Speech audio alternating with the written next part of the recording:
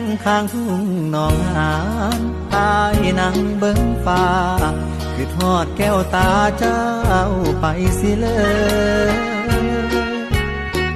พระธาตุเชิงชุมทางข่าวผู้ผ่านบ้านเฮายังคอยเสมอใจเข้มคึกเลิศแท่บ่น้องสาฝนโปรยจากฟ้าเมื่อน้ำตาไหลในใจของอายเป็นห่วงคนไกลบ่มีข่าวคราวน้ำหลากน้องหานฟูงปลาชวนกันพาลอยลงลำเปล่าดังใจผู้สาวที่ไปหวัง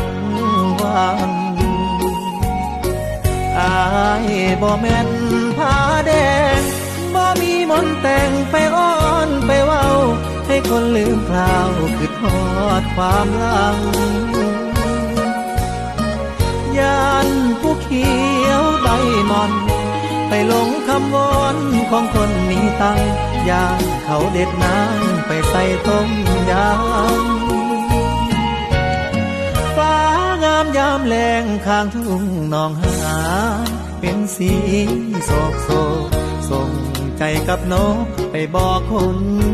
งามเจ้าสีนานวลของอายคันบ่ลืมไล่หักและถ้อยคำอยากให้กลับลำคืนทุ่งหนองหาน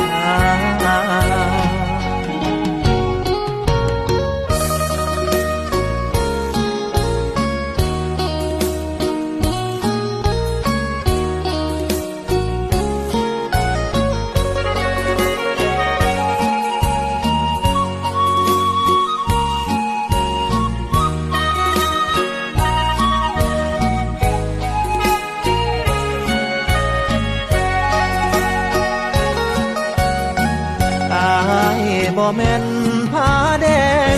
บ่มีมนต์แต่งไปอ้อนไปเว้า